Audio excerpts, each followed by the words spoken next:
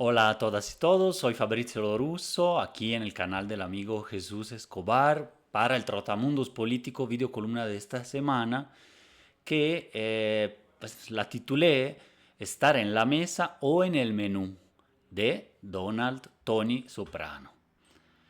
En este 26, que despertó con la ilegal e intolerable invasión gringa a Venezuela y Latinoamérica, hemos pasado del derecho internacional basado en reglas al caos internacional basado en la extorsión.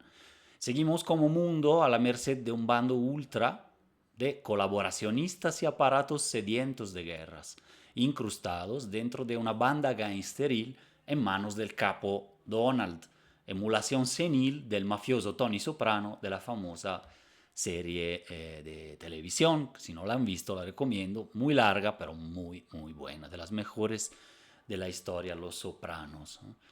El 15 de enero pasado, la Casa Blanca difundió una declaración sobre el plan integral para el conflicto de Gaza, la cual formaliza la intención, que de hecho ya se concretó con firmas, del capo Donald de construir un Board of Peace, una Junta de la Paz, que vaya más allá de la pretendida resolución del conflicto en Gaza, que no está resuelto para nada y se ha convertido más bien en un plan de negocios para especular sobre un genocidio, el cual será probablemente juzgado por la historia, o por lo menos que se considere crimen de lesa humanidad, pero más allá de eso, quizás solo la historia podrá juzgar esto. Entonces, y este Board of Peace va incluso más allá de ese punto de Gaza, de transformar Gaza en una ribera turística exclusiva y un proyecto neocolonial total, que ya es un proyecto neocolonial por parte de Israel, pero va a ampliarse a Estados Unidos y a algunos amigos y socios de Donald Trump con el negocio. No, este Consejo de Administración del Universo, de la Galaxia de Trump, se proyecta, este Board of Peace, en cambio, como un gobierno mundial autocrático en manos del tycoon y sus satelitales amigos, muy entrecomillado, ¿no? ¿Quién invita a este club? Trump. ¿Quién tiene la última palabra sobre decisiones cruciales de estos supuestamente que se van a integrar? Pero no creo.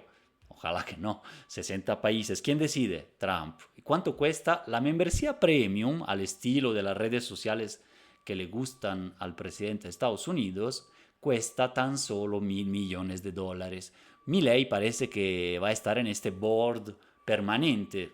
Bueno, vas tú a saber cómo Argentina va a pagar ese dinero. Pero bueno, es otro asunto. Y la ONU, la Organización Mundial de la Salud, del Comercio, el G7, el G20, pues ya pasan a ser decoraciones. De hecho, Trump ya salió oficialmente de la Organización Mundial de la Salud y de 66 organizaciones internacionales. Ya pasan a ser decorativas y la alternativa de los BRICS, un enemigo a destruir. Bueno, a unos cuantos días de que vergonzosamente la ganadora del Premio Nobel de la Paz 2025, la paloma de la guerra venezolana, María Corina Machado, hiciera un inédito acto de entrega del galardón al presidente de Estados Unidos, quien tanto antes como después del evento le ha estado tratando a ella como una vasalla desechable. Bueno, poco después salió un mensaje de Trump a Noruega y a Jonas Gahr Støre, primer ministro de Noruega, emitido en la red social Truth Social, también creación del presidente, el 19 de enero. Y dice, querido Jonas, considerando que su país decidió no darme el Premio Nobel de la Paz por haber detenido 8 guerras o más, que es lo que dice Trump, ya no me siento bajo la obligación de pensar puramente en la paz. Aunque esta siempre será predominante, ahora puedo pensar en lo que es bueno y apropiado para los Estados Unidos de América. El mundo no estará seguro a menos que tengamos el control completo y total de Groenlandia. Gracias, presidente DJT Trump, ¿no? Durante su estancia en el Foro Económico Mundial en Davos, el número 56 de este foro, que recordemos es un foro ultra elitista, es donde hay un entendimiento, una red espuria entre líderes mundiales, políticos, con líderes empresariales del top 0,001%, ¿no? O sea, una cosa así, pues hace 56 años, que fue del 19 al 23 de enero pasados, ¿no? Y tras la negativa de Noruega a unirse formalmente al Board of Peace, bajo sus condiciones, Donald Trump publicó otro mensaje amenaza en Truth Social. Noruega es un país muy rico pero también confundido. Les di un plan de paz perfecto para Gaza, el mejor de la historia, y aún así dudan si quieren seguir siendo relevantes y si alguna vez quieren que el Premio Nobel de la Paz vuelva a ser tomado en serio, deberían unirse al Board of Peace. Ahora mismo, dejen de jugar juegos burocráticos y pónganse a trabajar con nosotros o el Premio Nobel será algo del pasado. Bueno, ya lo es en realidad, ¿no? Como está, ha perdido tanto prestigio que ya es cosa del pasado. El primer ministro de Noruega, Jonas Gahr Støre, respondió de forma escandinavamente diplomática, señalando que la paz no se compra con membresías, y menos membresías premium, ¿no? Y que Noruega seguirá canalizando su ayuda a través de mecanismos establecidos de Naciones Unidas. Y sin embargo, y dice Trump, es mi gran honor que se ha formado, anunciar que se ha formado el Board of Peace. Este organismo desempeñará un papel esencial en el cumplimiento de 20 puntos de nuestro plan integral para Gaza, ¿no? Proporcionando supervisión estratégica, movilizando recursos internacionales y garantizando rendición de cuentas, mientras Gaza transita del conflicto hacia la paz y el desarrollo. Bueno, paz y desarrollo, que es un plan para la ribera Maya transferida a la ribera Gaza, ¿no? Bajo yugo colonial israelí estadounidense. Y concluye amedrentando sobre Palestina. El tiempo es ahora. Hamas, o sea, la organización Hamas, debe honrar sus compromisos inmediatamente, incluyendo la devolución del último rehén fallecido y el desmantelamiento de su red de túneles. Pueden hacerlo por las buenas o por las malas, a partir de su crítica a la ONU. Trump, entonces, ¿qué hace? Plantea la alternativa monárquica imperial a la ONU, el board, el CEO del mundo, ¿no? Como mecanismo que según ese no será burocrático, pues no, todo lo decidirá él o quien pague el billón subordinado a él, billón de dólares, ¿no? En la Junta, entonces, recordar, en Gaza sigue el genocidio. En Gaza no solo hubo 70.000 muertos, que es una cifra enorme, impensable, de un genocidio israelí en esa franja de Gaza y en Cisjordania también, con los colonos ocupando toda esa otra parte del país. Entonces, más que 70.000 muertos, dice Francesca Albanese que pueden ser hasta 700.000 por un muerto, una persona reconocida debajo de los escombros o rescatada, puede haber 10 más, ¿no? De la cual por el momento no sabemos o que está desaparecida, etc. En la Junta Ejecutiva de Supervisión Estratégica sobre Gaza que crea Trump, primero por Gaza y pero luego sobre los asuntos mundiales, han sido invitados sujetos como un reparto estelar de una especie de película distópica parida directamente desde los rincones más oscuros de la cabeza de Trump.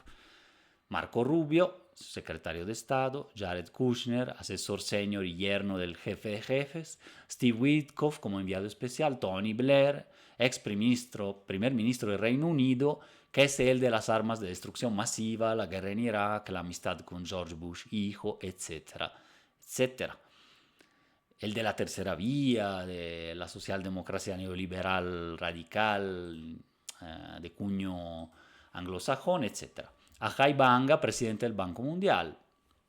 Mark Rowan, CEO de Apollo Global Management, un fondo de inversiones que detiene también el Atlético Madrid y otros capitales por ahí. Robert Gabriel, otrora productor de televisión estadounidense y asesor de seguridad nacional, no podía faltar, otro vasallo.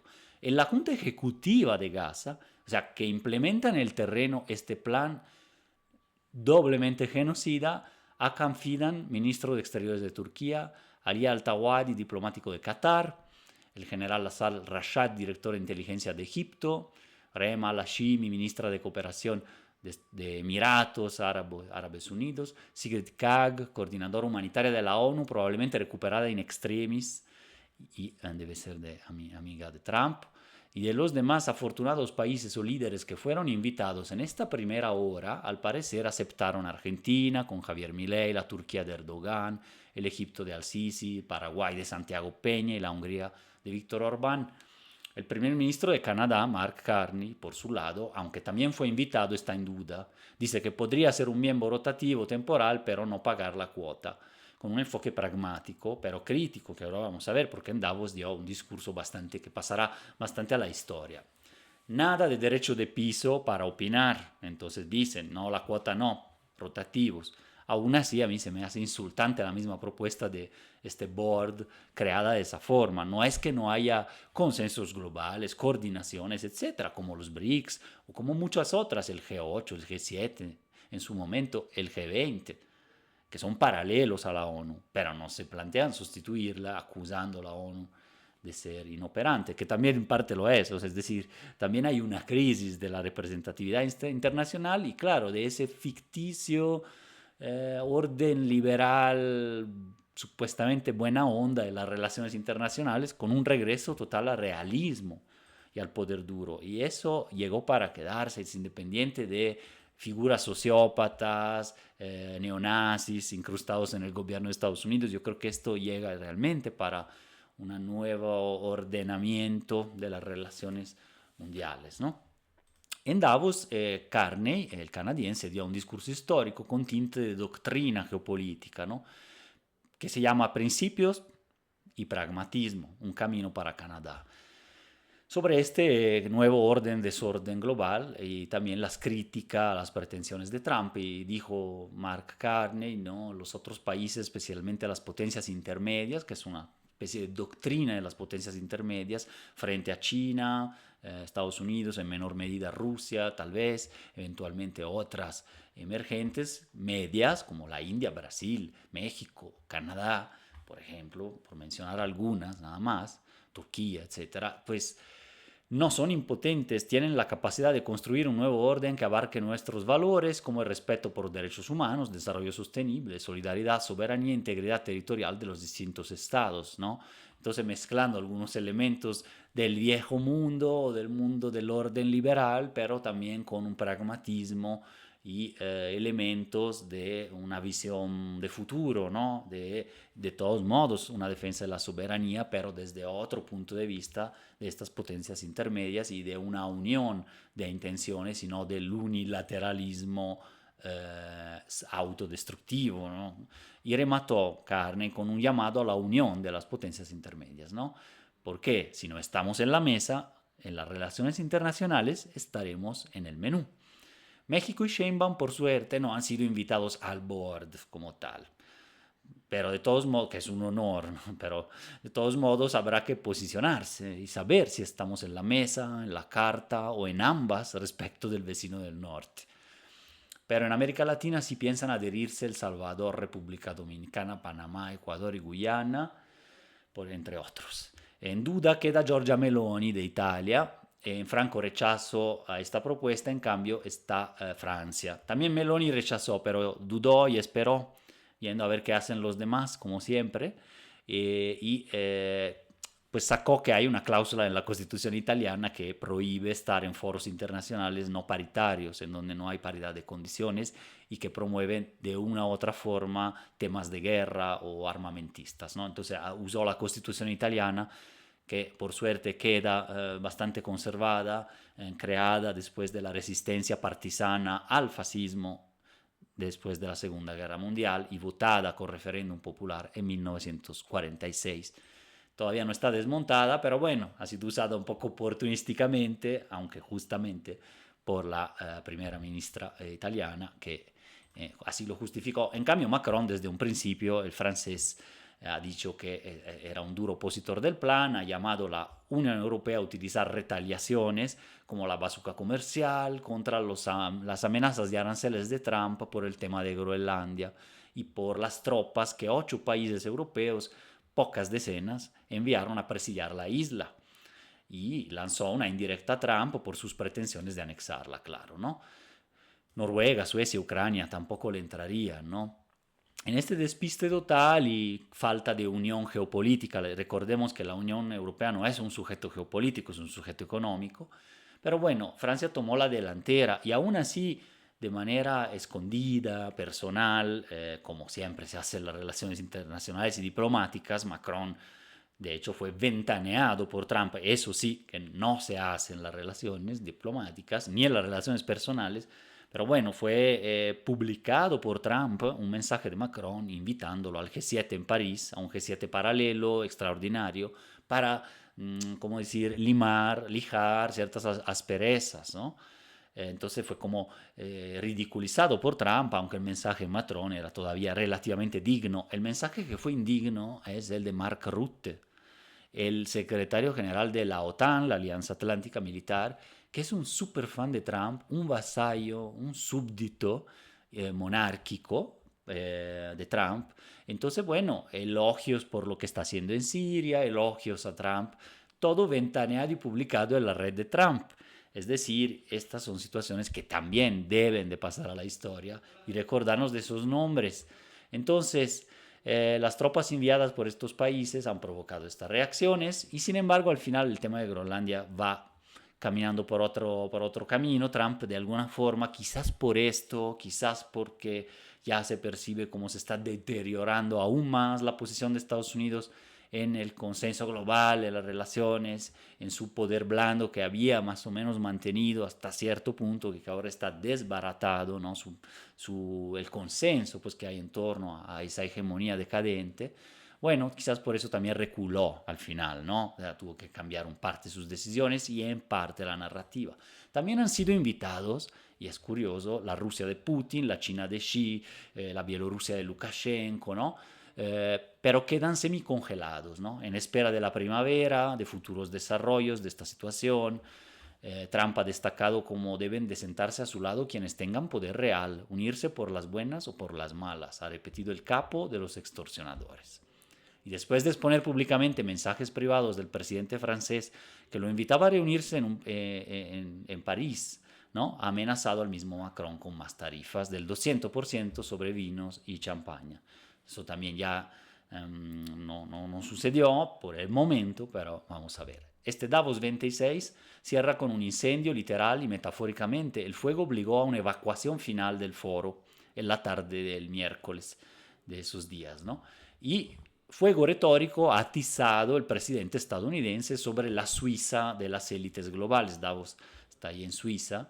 El foro ha sido para Trump un escaparate de mentiras y delirios, más que lo usual, entre un falso, bueno, no basado en hechos, como casi todo, un fake, triunfalismo económico y presunción de fuerza del dólar o el control de la inflación, así, cuando la inflación sí está muy inflamada, por así decirlo, en Estados Unidos, y la pretensión de rediseño del orden mundial bajo términos estadounidenses, vinculando la paz en Oriente Medio y las demás peticiones de Estados Unidos con el acceso a su mercado y su protección. O sea, otra vez extorsionando, pidiendo derecho de pisos y ofreciendo protección de él mismo. Sí, seguridad y protección de las amenazas, siendo la principal de estas el mismo Trump. Así actúa la mafia. Pagas por protección, pero quien ofrece la protección es también quien te está amenazando de matarte. Al final del reality show trampiano, quizás por consejo de sus asesores, o bien como parte de su estrategia disque negociadora, o como consecuencia de la creciente hostilidad de cada vez más supuestos socios, el mandatario estadounidense ha anunciado un acuerdo marco de entendimiento, que no está firmado ni nada, pero según él existe, con la OTAN sobre Groenlandia. Ha retirado su amenaza de imponer aranceles masivos a Europa y descartado el uso de la fuerza para conseguir la isla, que sigue llamando pedazo de hielo y confunde con Islandia también, de paso, ¿no? Aunque de nuevo ha mencionado la necesidad de tenerla, ya se habla de adquisición, que sería imposible porque ¿qué haces? Compras todo un territorio, nadie lo quiere vender además, y te compras a la gente que está ahí encima viviendo hace siglos, los Inuits, 57.000 personas, compras sus voluntades, quizás en un futuro podrían mandar población estadounidense para tener mayoría en un referéndum del futuro en que le pidan al pueblo groenlandés anexarse a Estados Unidos. Vamos a ver, ¿no? Pero bueno, ha anunciado un mayor control operativo, un sistema de defensa antimisiles cúpula dorada Golden Dome en el marco de un plan con la OTAN para la seguridad del Ártico. Al parecer Dinamarca podría ceder incluso pedacitos de territorios, entonces ceder soberanía efectiva de Groenlandia para instalar bases estadounidenses. También eh, Trump ha amenazado nuevamente a la OTAN de que pues si quiere realmente actuar y que usemos el artículo 5, casi burlándose de que dijeron, bueno, si atacas Groenlandia, el artículo 5 obliga a los otros países a atacarte a ti. Es por eso se basa la Alianza Atlántica, ¿no? Bueno, él burlándose también, yo supongo, dice, ¿por qué no vienen a la frontera mexicana?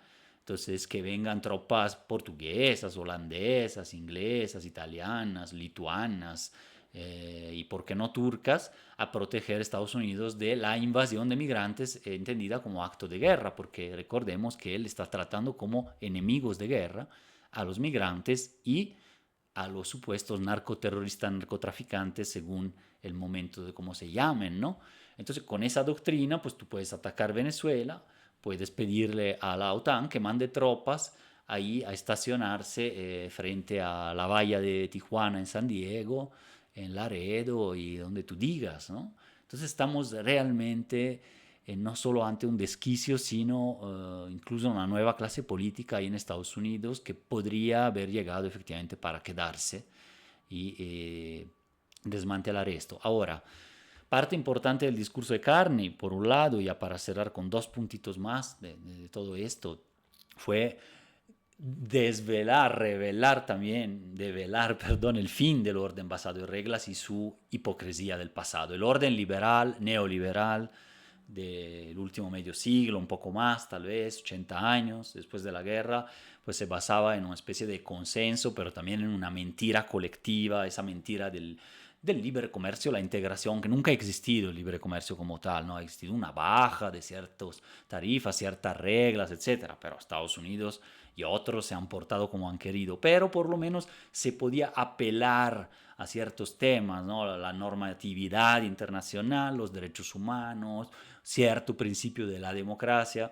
Bueno, esa falsedad denunciada durante años por sectores opositores, críticos, teoría crítica, izquierdas, etcétera, ahora es revelada por el mismo líder canadiense, que es un líder conservador, ¿no? Que es la mentira de la integración y del orden liberal, ¿no? Entonces, con su doctrina de las potencias medias y que la nostalgia a un orden pasado o la sumisión total a un orden futuro no son alternativas. Entonces hay que encontrar otro plan distinto y una alianza y nuevas geometrías internacionales. Es un punto. Dos, para concluir con esto, la moraleja de la fábula es clara. Mafiosos como Tony Montana, interpretado por el magistral Al Pacino en la cinta de Scarface, así como Tony Soprano, de Los Sopranos, suelen acabar muy mal.